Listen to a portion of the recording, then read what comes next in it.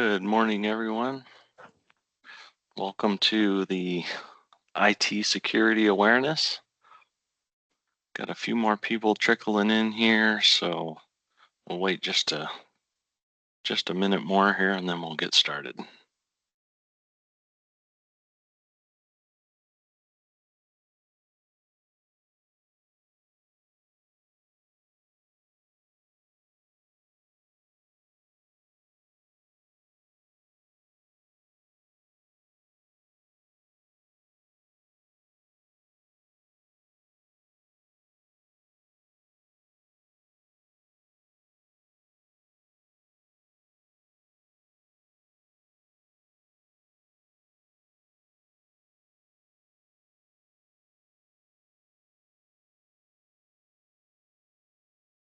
All right, so we'll go ahead and get started here on our presentation this morning. My name is Ryan Weeks, and my partner here this morning is going to be Michael Tucker. We're going to be presenting this for you.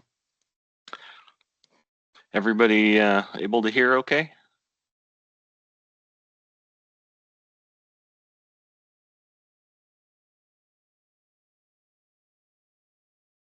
All right, I'm seeing some thumbs up, so it sounds like we're good to go. All right.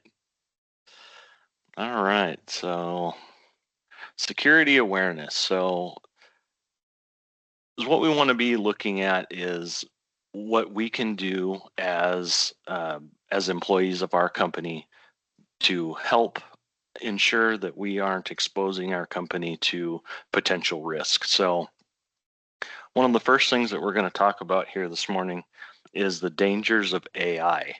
So we're seeing AI being incorporated more and more, and AI is getting really, really good. So one of the things that we can that AI is doing is it's able to generate these natural language texts for phishing emails and for text messaging. So the texts and emails sound and look exactly like they should. And we have this example here in this email. If we take a look at it, you read down through it, you can see that there's really no red flags in there whatsoever, that this email might be something that we would send up a red flag that we would want to get rid of right away. AI is even able to mimic voices, so they can place phone calls to you and it will potentially sound like whoever they intend it to sound like.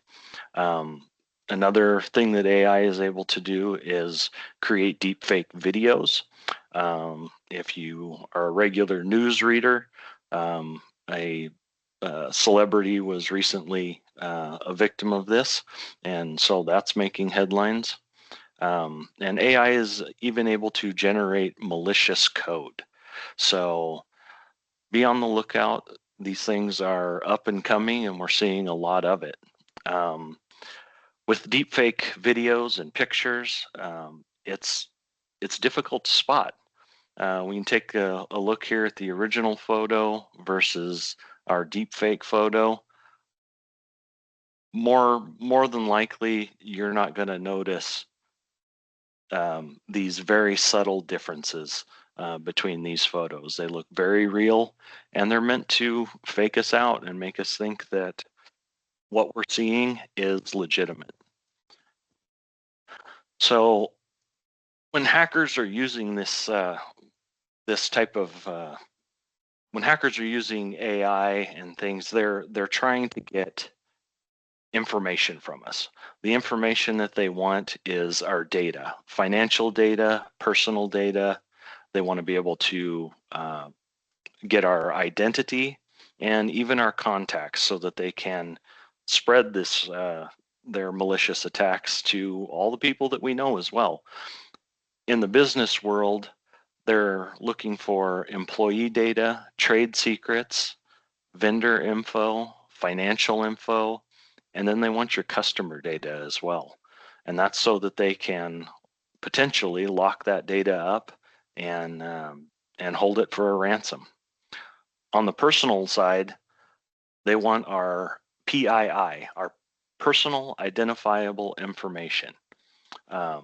So they're looking for information from our driver's license, our address, our medical information. If they can get a hold of our passport information, our credit card information is a big one. Our email address, and even our IP address. If they have that information, they're able to do a lot of things that would not be legitimate, and they want to take that info, they want to sell it, and potentially cause us a whole lot of problems. So small businesses and medium businesses are a large part of what cyber criminals are attacking. This statistic here shows us that 48% of small and medium businesses have experienced some sort of a cyber attack. That's a really large number considering how many small businesses there are out there. Almost half of these small businesses out there are being attacked, and 43% are still struggling to find, to understand what security that they need to protect themselves. In 2025, the average cost of a cybersecurity attack or data breach has risen to about $4.8 million. So this is what it takes to remediate, repair, get the systems back. It may incorporate any ransom that was held for the data, but this is the average. So that number is climbing drastically. And another statistic that 60% of small businesses fail within 6 months of a cybersecurity incident. So how are they getting in? Well, it's the human element, so it's us. Most attacks originate from outside of the company, but when the company is breached, those are a result of internal human error, which means we are clicking on something, we're giving them access to the system in some manner. So it's a mistake that we are making. So quick knowledge check here. What percentage of small and medium businesses have experienced a cyber attack? Just go ahead and put your answers there in the chat if you can. Give you a second.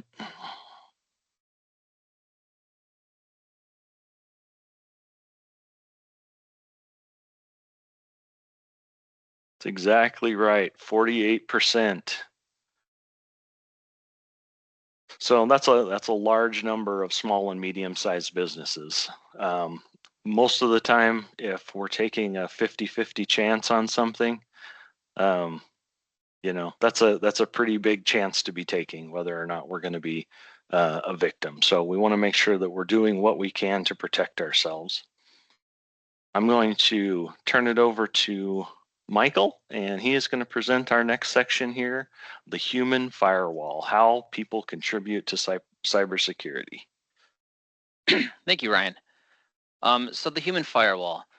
When we think of cybersecurity, I like to think that there's two sides to it. First, there's the technology side, which grows and evolves tenfold every year, and the other side being the human firewall, which also needs to grow and evolve just as fast as the technology. And the way that the human firewall evolves is through continuous education, which brings us here today.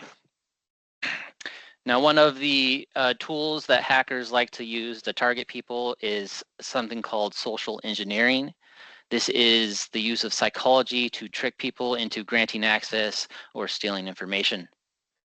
They'll use common tactics. They'll go online onto your social media. They'll gather all your information that they can, piece together a picture of you, and then use your information to maybe contact someone you know, or contact you to make you believe that they're someone you know, so that they can trick you into, again, getting that access or stealing that information. Now, they like to use scare tactics, right? They'll mark emails as important. They'll use words like urgent, and they'll have do this now or you'll be punished type of mind frame. And they also like to attack from multiple angles, right? It happens over the email, it happens over the phone, it even happens in person. So it's not uncommon for a hacker to dress up and show up at a location imposing themselves as some sort of janitor, some sort of IT professional, some sort of service that your company usually provides, right? But we need to be careful about this kind of stuff. We need to ask for business cards. We need to look at their uniform, right? If someone from Leashonok shows up at your office, more than likely they're going to have a shirt that has the Leashonok logo on it. Sometimes that's not even enough, because you never know when an ex-employee went to your local Goodwill and sold off all their employee shirts, right? So call the main office, verify that they sent someone out, verify who they sent out, so that you are 100% sure that you can trust the person that you are letting into your office, because physical security is just as important as cybersecurity. Talking about physical security. Are your doors locked? Are your security cameras active? Are all your windows secure? PCs, either shut down or locked, so that no one can just walk up and have access to it. Are the alarms set so that you're notified if someone tries to break in? Is there anyone lurking outside your building that shouldn't be there? These are all very important things to make sure happen, so that your physical security is in place as well as the cybersecurity. So social media, hackers like to do their homework, and social media is one of the big tools that they use to gather the information to create the profile they use to trick people. So here's a post that we found on social media. It says, "They wouldn't let me use this for my new employee badge photo. I don't know why. I see nothing wrong with it." She's doing a cute little duck face and peace sign hand signals. Just looking at this post, please type in chat, what is the immediate thing you see that is wrong with this post? I'll give you guys a few minutes to answer.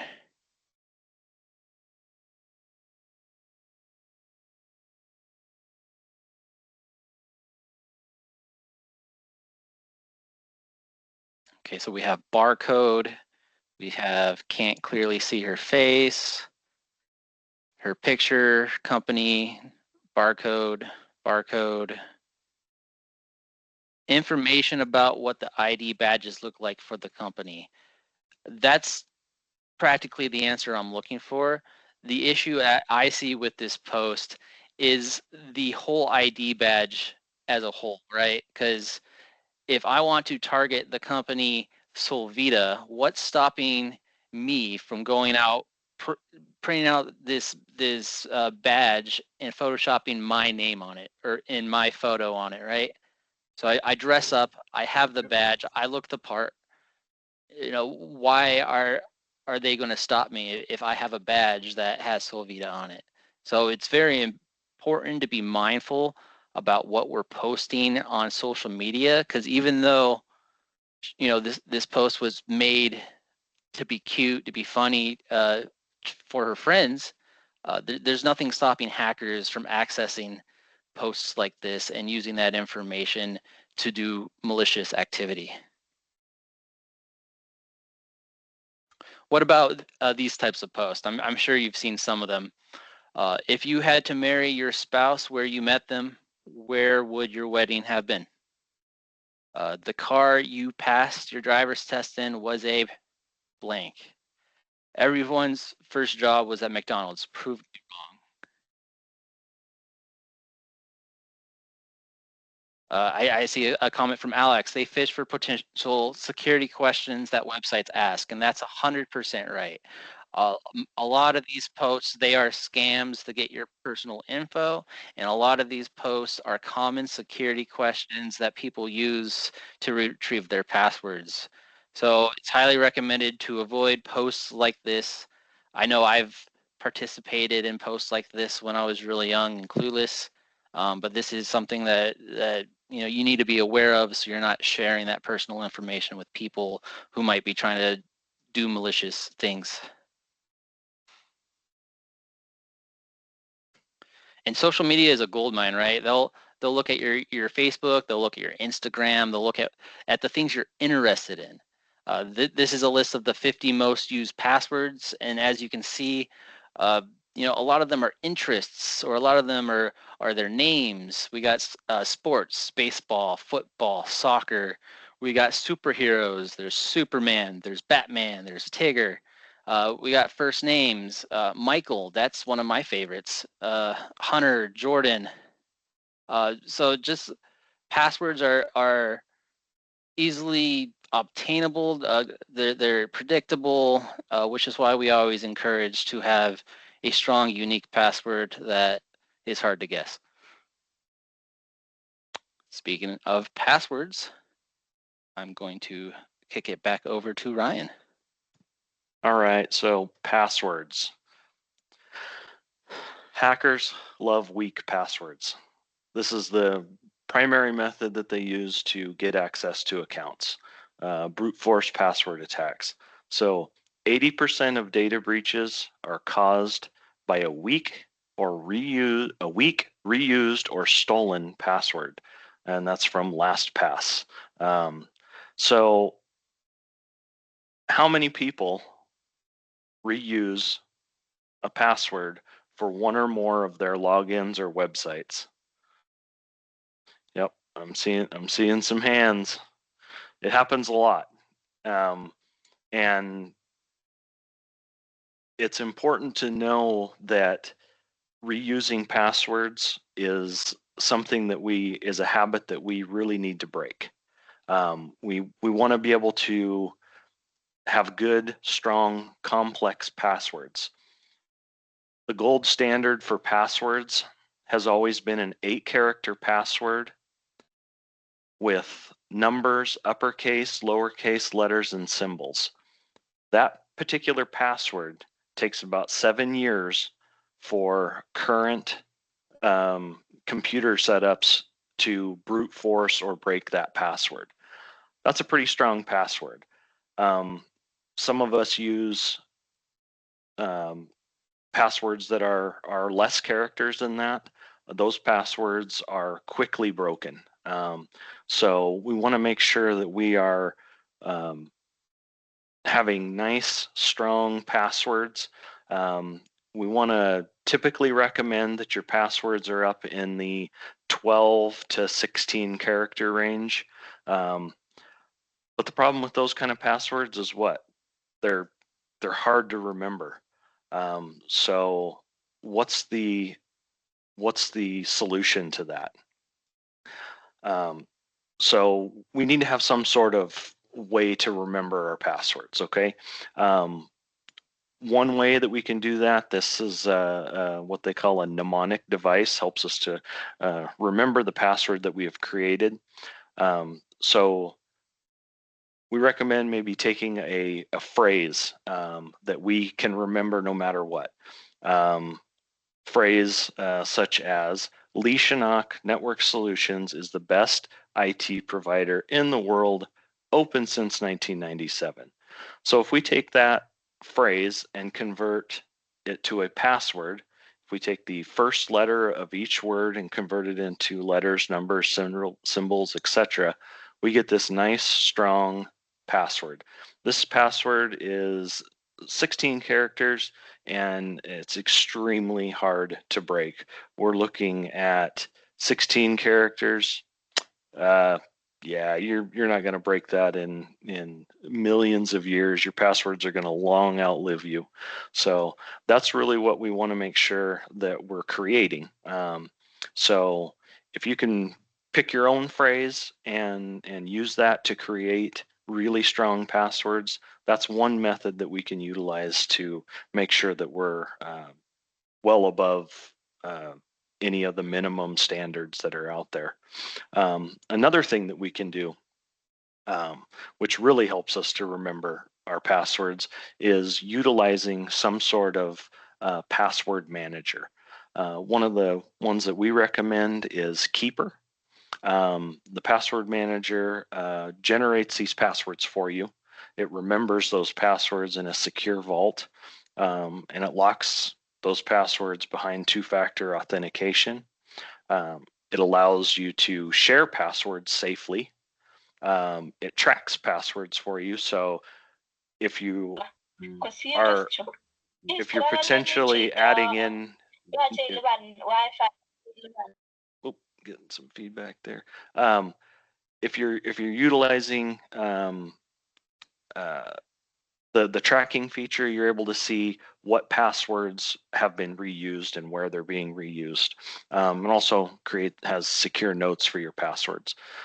So password managers are a really useful tool to make sure that your passwords are locked down, safe, and never forgotten. One thing that we absolutely want to make sure that we're doing is not saving our passwords to our browser. It seems like it's a secure method of saving our password, but anybody that gets access to your computer or browser user profile is going to have access to those passwords if they know what they're doing. It's quick, it's easy, and they'll do it very quickly. So definitely want to stay away from that. So if we correctly employ these strategies for passwords, we really only need to remember 3 passwords. Likely, any of us here on this meeting today will be able to remember 3 passwords. If we have our computer login and our personal password manager and company password manager, those are the 3 passwords that we would need to remember. And as long as we're saving all of our passwords in our password managers, we will be, we'll make sure that things are good and safe. All right. Knowledge check. How long does it take for a hacker to brute force a typical website password with standard minimum requirements? Here we go. I'm seeing 7 years. 7 years. 7 years. 7 years is the answer. Appreciate everybody dropping their answers in the chat there. Oops, sorry, bear with me here. So having that good strong password, we want to make sure that we're doing that we're not reusing passwords, and that we're saving them to a secure place. All right, I'm going to kick it back over to Michael here, and he's going to talk about multi-factor authentication.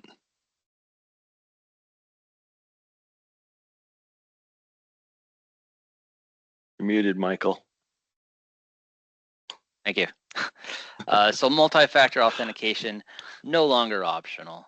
The reason why we say no longer optional is because big companies out there like Microsoft, Amazon, Google, they're requiring MFA for certain for certain logons, right? MFA has proven to be such an effective tool that it's being required at all the big name companies.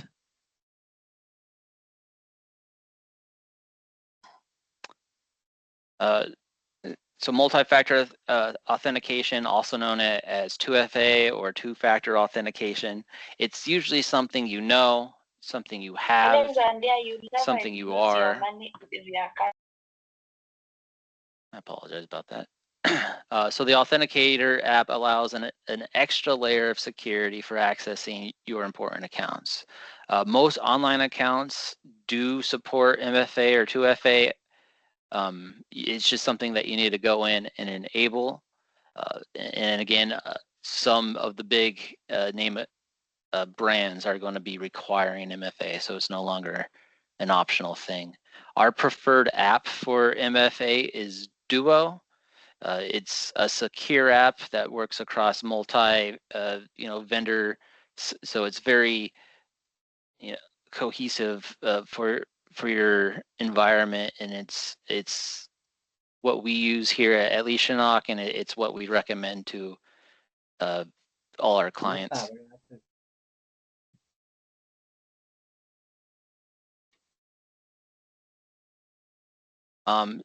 So since MFA is such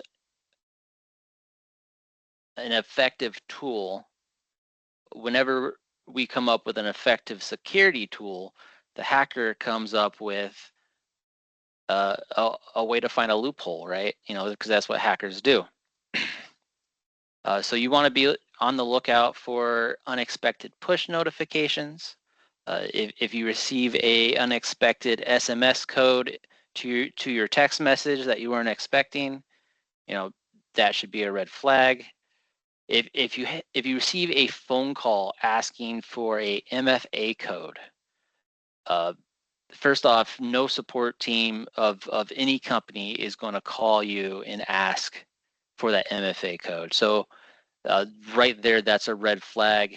And of course, if you get a MFA code that you generally get after typing in your password, then it's potential that your password has been compromised, and you would probably want to come up with a new phrase and change that password. A common scam script would be like, "Hi, I'm calling from Verizon. We noticed some suspicious activity on your account. Could you please read me the security code that we sent you?" Again, they're never going to ask for that security code, so that right there is a red flag. If you receive a random push notification like this middle screenshot, if you're not logging in and you're receiving this push notification, you've been compromised and you should change your password. So yeah, just never give out that SMS code to anyone, because that's for you, and that's what's keeping your account secure. Wi-Fi. With us becoming more remote, people working from home, people working from Starbucks, we need to be careful about the Wi-Fi. So you can see in this example on the left, it says free Wi-Fi. We got Starbucks, free Wi-Fi, Starbucks. It's all Starbucks, right? All up in one location. How are we supposed to know which of these Wi-Fis are legitimate and which of these have been set up by someone who's trying to steal your information? If you see multiple possible networks, we always recommend that you ask the staff for the correct network. Legitimate networks may require a password, where the rogue networks will never require a password because they want you to connect so they can steal your information. So the type of attacks used on these Wi-Fi or fake Wi-Fi locations is something called man in the middle. Hackers will intercept your connection and steal info with fake websites or notifications, and they'll also use packet sniffing. So they'll be able to track the data that goes back and forth on the network, and they'll be able to read all that information, and they'll reach their ultimate goal of stealing that personal identifiable information and your passwords. So the best practice, avoid public Wi-Fi when possible. Use a VPN so you can connect securely if you do have to use that public Wi-Fi. And if you're not even intending to use the public Wi-Fi, you might as well disable your Wi-Fi auto join so that you don't automatically connect to a network that you're not intending to. And with that, our next topic is phishing, and Ryan will take care of that for us. All right, phishing. So email phishing is absolutely the number one method that hackers use to get people to download and install malicious software or click on a malicious web link. So the things that we get in our email inbox, we need to make sure that we are extremely vigilant about what we do and what we click on in our email, even if we think that it's initially that it's legitimate. So here's an example of a phishing email. Um, the thing that we notice here, number one, is the Mac is in all caps um, up here at the top. When we see something like that in an email, you automatically think, okay, that's not generally how you see the word Mac spelled. It's typically spelled capital M, lowercase a, lowercase c. The subject line is also directing us that this is a very important email. So they're creating that urgency that we need to act now. Number 3 down here, they give us a link in the email. They want us to click on that link in order to uh, fix whatever the email is indicating needs to be fixed. And then also a very generic um, signature on the email. Thank you, Apple team. So an email like this, uh, where they're directing us to act quickly, click on the link, do what we're saying. These are all red flags that we want to be very careful of. One of the best ways that we can take a look at an email like this and determine if it's legitimate or not is by mousing over the link.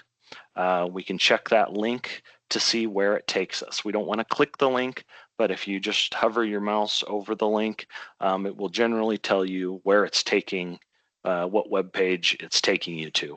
And that can be a method that we can utilize to quickly identify whether this email is legitimate. And also, if we take a look back there at the email address, appleaccountsupport.com.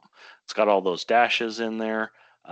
Likely, if this was an email coming directly from Apple, this would be an at apple.com email message and not apple-account-support.com. So definitely some things there that we can take a look at. The top 10 email subjects that people in business are clicking on. So hackers know certain times of the year they send out certain types of phishing emails, and in the first quarter, it's a new year. Our HR department is sending out all sorts of things regarding our maybe health insurance changes for the company for the year. So we see HR important dress code changes, updates to our W-4, our performance review maybe, our vacation leave, vacation policy update. So these are things that they focus on at the beginning of the year because these are the things that are typically coming from a business in their HR department at that time of year. So just, you're going through your email, you quickly click on something that's related to HR because it seems legit, right? So some other things there, the most common in the wild, staff programs. We often see someone's trying to send us money, an alert email from maybe one of our accounts that we use regularly. Amazon action needed, a purchase attempt. So that might be a red flag for us, thinking, okay, someone's hacked into my Amazon account and they're trying to buy stuff. And maybe we get a fax. So these are all things that are top 10 things that draw us to click on, and so we update these typically every year. The latest data that we have is from Q1 of 2024 as we get these reports. But like I was saying, this time of year, that's the most common stuff that's being clicked on. So we want to be vigilant about that, make sure those emails are coming from who we think they're coming from. Business email compromise. So often enough, we receive an email from someone that we recognize, and we go into the email, we look at it. It's got some information that wouldn't be uncommon for somebody to send to us. We start clicking on links, and next thing we know, we've caused some sort of data breach, or our email has been hacked. 9 times out of 10, it's because the person that sent that email that we thought was our coworker, our vendor, our customer, their email had been hacked. And so hackers are, sending out mass emails associated with their inbox, and that's how those data breaches spread. So a lot of times we see emails, with some sort of CEO fraud, bogus invoice schemes, trying to get an invoice pushed through a billing department, get a payment issued. We've actually seen that here at Lee with a couple of clients. So we want to definitely be vigilant about that, because when money is involved, that's one of the main things that hackers are after. And then email accounts are constantly getting compromised. We see attorney impersonation, and of course, data theft. They're trying to get into our system so they can retrieve any data that they can to either hold ransom or sell on the dark web. So what if we do identify one of these types of risky emails? What do we want to do? Well, you can send it to us. You can copy that email. The instructions are right here in the email list. Right click on the subject, click copy, create a new email to itsupport@leeshannock.com. Paste that message in there. This gives us all the information that we need about that email. We can take a look at it and let you know whether or not it is a legitimate email, or if it's an email that you need to get rid of immediately. Same thing goes for links.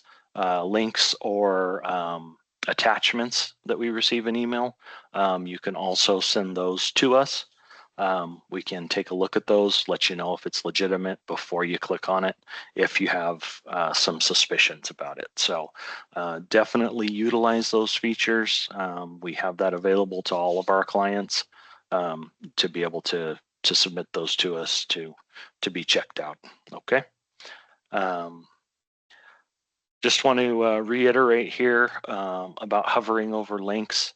When we take our mouse and we hover over a link, we'll often get a pop-up box that shows us where that link is taking you. So here in this example, RussianMafia.ru, steal your money, for God's sakes, don't click. So if we hover over that link and we see something that doesn't match up to where the email is coming from, or where it's being sent, that's something that we want to question. That we want to train our brain to think, okay, this may not be legitimate. I don't want to click this email. I need to get rid of this. Same thing goes on our touchscreen devices, our phones. Long pressing on a link. Make sure you don't click the link inadvertently when you do this, but long press on it. It'll bring up a box that will tell you where that link is taking you, so you can identify before you actually click the link that it's legitimate. Okay. All right, knowledge check.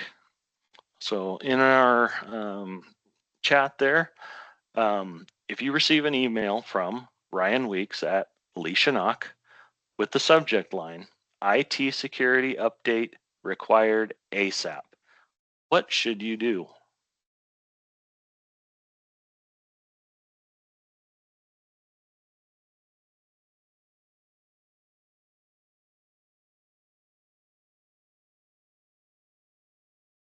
All right, I'm seeing a variation of answers here.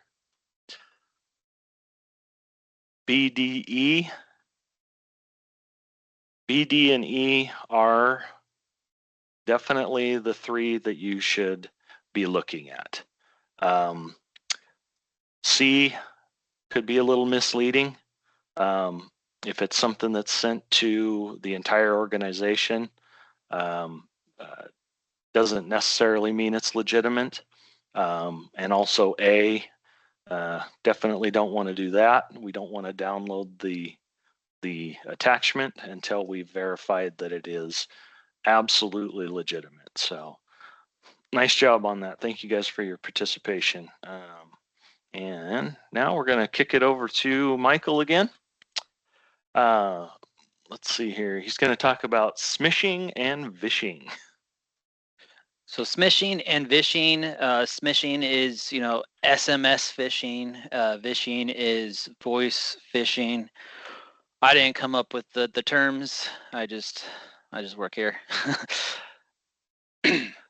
So smishing, SMS phishing. So, you'll receive a text message. These text messages can receive attachments. They can contain links. They could have instructions to call a number or to reply to a certain phone number. The issue with this is those links could lead you to a fake website and attempt to steal your information. The attachments, they could be malicious and infect your device and attempt to steal your information. The phone number, it may be staffed by hackers, which they'll lead you to a malicious website in an attempt to steal your information. So on the right-hand side here, we have an example of a SMS phishing attempt. I'm going to read it to you guys.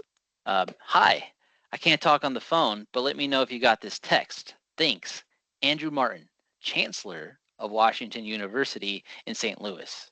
So he's name dropping, right? He's trying to establish credibility, trying to get you to reply. The guy says, "Got it. Do you have a moment?" Question mark. This is where it gets a little weird. I'm on a conference call meeting right now, and I need to provide a client with some gift card. Can you confirm if you can get Apple Card from nearest store to you? So just reading that, it doesn't really flow like a native English speaker, right? It's awkward, and you can see this guy just responds LOL because he realizes that it's a scam. Though this guy didn't fall for the scam, it's not even recommended to respond to these types of scam messages, and that's because even though they didn't trick you, you didn't fall for their social engineering ploy. You replied to this type of text message, and they know that, and now they're going to sell your phone number to all their hacker friends because they know that you're the type of person to reply to scam messages like these. So we never recommend that you reply or call the numbers that they provide. And if you do receive a spam, smishing or SMS phishing message, we ask that you forward it to spam, which if you remember those old, or not really old, but the older models of the phones, it's 7726. It ends up being spam. And then, of course, after you forward it to spam, you can also delete the message so you don't accidentally go back to it and click on any malicious links by accident. Another step with smishing is messenger apps, right? A common scam script would be, "I love to talk to you more. Could you download WhatsApp, Telegram, Google Chat, and we can talk there?" Well, if you're familiar with FBI or crime shows, you never go to a second location because that's where you get murdered, right? And so from there, after you get to that second location, they befriend you usually in social engineering techniques. They start to ask for money. One of the big reasons they ask you to switch from SMS texting to these messenger apps is because SMS or texting costs money internationally, and a lot of hackers that target us, like that link earlier was a Russian link. It costs them money to send us text messages. So them getting us moved to WhatsApp, Telegram, or Google Chat, they can now scam you for free. And why not scam you for free rather than having to pay, right? So something to be careful of. Second locations, these free apps, uh, commonplace for hackers to be lurking around. And then there's phishing or voice phishing. Ryan briefly touched on this with our first topic, dangers of AI, right? With AI becoming more sophisticated, with AI becoming more accessible to the public, this is becoming a bigger and bigger threat as time goes on. So bad actors may call you, lead you to a fake website where you enter your credentials. Well, now they have your credentials. They often use the same techniques, fear, urgency, make you doubt yourself. If you ever have a situation like this, again, if they provide you a phone number to call to verify, you don't want to call the phone numbers they provide you because they're just giving you the phone number to their friends that are going to feed you the same line, right? You want to either go online, find the legit website, find the legit phone number, go into your contacts, find the phone number that you know is good, that you've called before, and you want to verify that way instead. Because if someone has you on the phone and you tell them, hey, I'm going to hang up, call back on your main company line, if it is a legitimate phone call, they're going to say, all right, that's fine. I'll talk to you soon. But if it's not a legitimate phone call, they're going to lose their mind. They're going to make you think that the world's ending because they don't want you to hang up and call the real number because they're not legitimate. They're people trying to be malicious and steal your information. Another concern for cybersecurity is search results, right? I can almost guarantee that everyone in this room has either used Google or Bing, or some sort of variation of a Google search. Looking at this snippet, who can identify the first real Google search result on this page? If you could write it in the chat.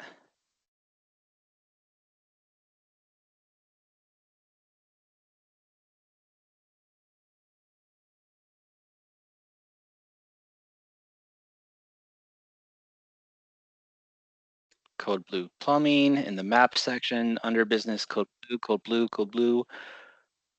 Last one. Yeah, so those are all right. We see plumbers Tucson, but that's a sponsored link. We see on call 24/7, sponsored. Tucson emergency plumbing, sponsored. Uh, though inherently these links aren't always malicious, hackers realize that they can sponsor links, and a lot of people click on the first couple links that pop up. Now, Google tries to be good and not allow hackers to do this, but mistakes happen, and hackers get their links up there, and there have been incidents because of that.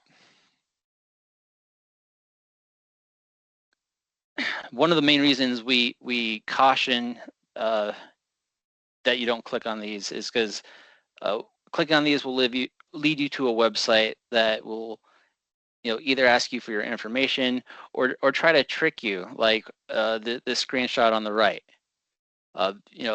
There's been plenty of times where I've clicked on a link and I get this pop-up saying, oh, your computer's locked, oh, your computer's infected, don't shut this window or all your stuff is going to be lost or stolen, right? They're using the fear, they're using the urgency, most of the time you can just close the window because it's a fake website that's just trying to get you to call them so they can steal your information. So definitely those sponsored links are something to look out for. Always just scroll down and try to find the real link instead rather than clicking on the sponsored. Another thing about sponsored links is if you use Bixby on your phone or Siri on your phone and you say, hey, call this company for me, that's going to go to your search results. It's going to find the first search result with the first phone number on there, and it's going to call that phone number, right? So you want to be careful when using voice activated calling commands as well, because they're not perfect. Sometimes they call the hacker that got their link sponsored on Google rather than the legitimate business. So just something to be mindful about. Permissions. So here at Leashonok, we remove the ability to install malware. By removing local admin access means new software cannot be installed without permission. How do we get permission? We have a tool that we use called Threat Locker. If you ever need to install something on your computer that's not already on the approved list, you'll get a pop-up that pretty much says, to protect you from cybersecurity threats, this installation file has been blocked from executing. If you want to run this application, you can request access. This comes to us as a high priority ticket, usually gets handled with 5 to 15 minutes. And we allow, if it's a legitimate install, for that to go through. But if you accidentally click on a link and it tries to automatically install something, that's obviously something we would deny. So it's a really useful tool to prevent automated malware from spreading in your environment. Knowledge check, true or false? I'm going to think about security for the rest of the year, not just the next 2 weeks. True. I like what I'm seeing. Now with that, I'm going to kick it back over to Ryan for the wrap up, and I appreciate all the truths. All right, you guys, thank you so much for being on with us today. We really appreciate the turnout and the participation. It was really fantastic having everybody on. So with that being said, make sure you do keep cybersecurity at the front of your mind over the next few weeks, years. It's really important for your business, for the company you work for. So definitely keep it at the front of your mind and be vigilant, especially with email and links and things that we're receiving via email, because that really is the biggest threat. So in the next couple of weeks, or in the next couple of days, you're going to be getting an email from us. It's not a trick. We promise. It's going to be your certificate for participation in today's webinar, and that will, like I said, will be coming in the next couple days. So you don't have to get a hold of us saying, "Is this legitimate?" It is. We'll get those sent out, and then if there's any questions, we're going to be on here for a few more minutes. And we'll get all your questions answered. I did see one question in the Q&A section from Andrea.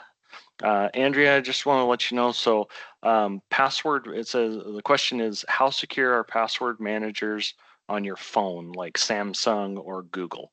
So iPhone has the password manager program.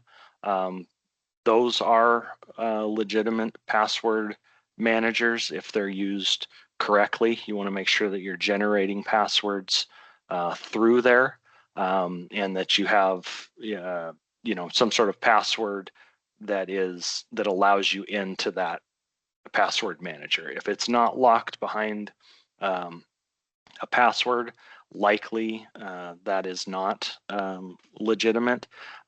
So when you click on your passwords, say through your Chrome browser, those just pop up with a an autofill request. There's no password to actually get in there. Those are the ones that we're concerned about. The password managers that are incorporated into the operating system on your Samsung device or your Android device are probably pretty secure. We do, like I said, we do recommend using a separate program such as Keeper, LastPass. There's lots of options out there. There's free options. Something that is definitely behind some sort of password protected entry into that program. So I hope that answers your question there, Andrea. Let's see. There's another question in chat saying, do you have a recommended VPN?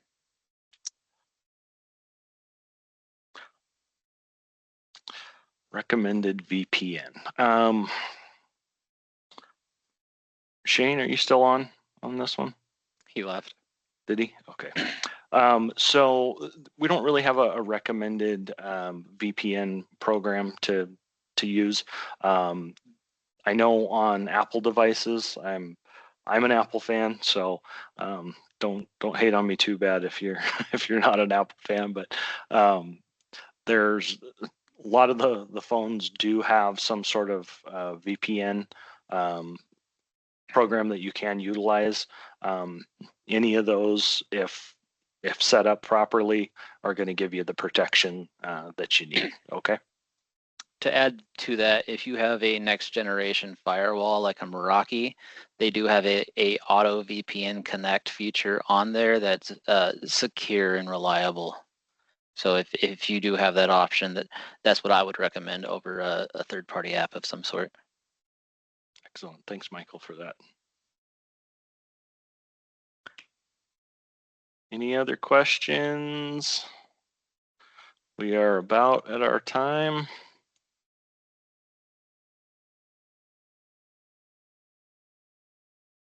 Seeing any? Oh yeah, thank you so much. Thank you so much, everybody. If there's any more questions, we'll stay on for a couple more minutes, but that's pretty much all we had today. And always feel free to shoot us an email or give us a phone call if you do have questions about cybersecurity. Another question, how often is recommended change of password? So passwords should definitely be changed regularly. But there's a caveat to that in that if you do have a very lengthy password auto-generated, those are typically going to be secure for an extended period of time unless there was some sort of data breach. Shorter passwords, definitely recommended to change those every couple of months, or if there's some sort of a reason that you think that your account may have been compromised. So changing passwords is a great way to help keep your accounts secure. Yeah, the policy on the password change is usually set by management, but just because, in my opinion, just because we have a long secure password, right? It doesn't mean everyone in the company does. Doesn't mean that your employee didn't get you click on a link and there was a breach, and now there's someone in your network and maybe you have a saved password in Chrome and now they have access to all your passwords that aren't encrypted, right? I mean, it may be a long secure one, but somehow they got it. So some people say that it's better not to change them as often. Some people say that it's good to have them changed in a regular interval. It's really your best call, because having to change them all the time, having to remember stuff, the password stuff, keeper helps, with that kind of stuff. But if you're not using a password manager, I could see how it could be inconvenient to always change and have to remember these new passwords and stuff. So you just need to kind of find that balance and ensure that you guys are being careful and that you're not using those auto saved passwords in your browsers and not clicking on those links and letting not going to those fake websites and stuff like that. But it's always a possibility that your password gets leaked. Is it recommended have different variation of one password for 90%? Again, with that phrase method that Ryan mentioned in the quote, if you could come up with different phrases that's unique to you that no one would be able to guess, uh, that that would be my recommendation rather than having just different variations of one password. Because if they do find that one password, more than likely they're going to attempt multiple variations of that one password, and it's possible that they could crack your password easier.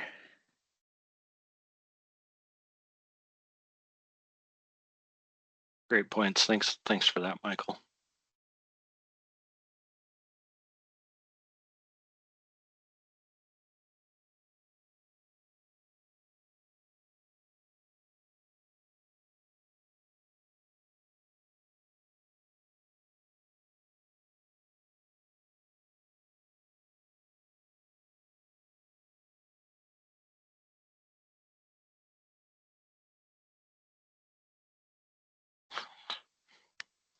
All right, it looks like that's probably about it on the questions. If any questions do come up after, if you're thinking about it today, definitely feel free to get a hold of us.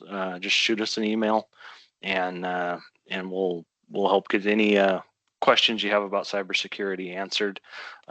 We really are the first line of defense for our company, as far as making sure that we are doing our best to make sure that we are essentially doing our part to make sure that we're not the weak link. So really appreciate everybody being on here again this morning.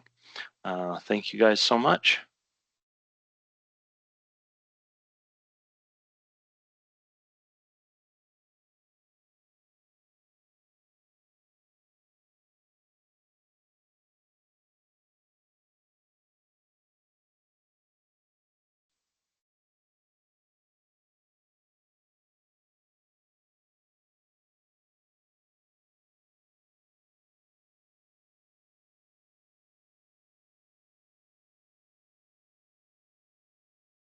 All right, we'll go ahead and end the meeting and give you back your day. Thanks a lot, everybody.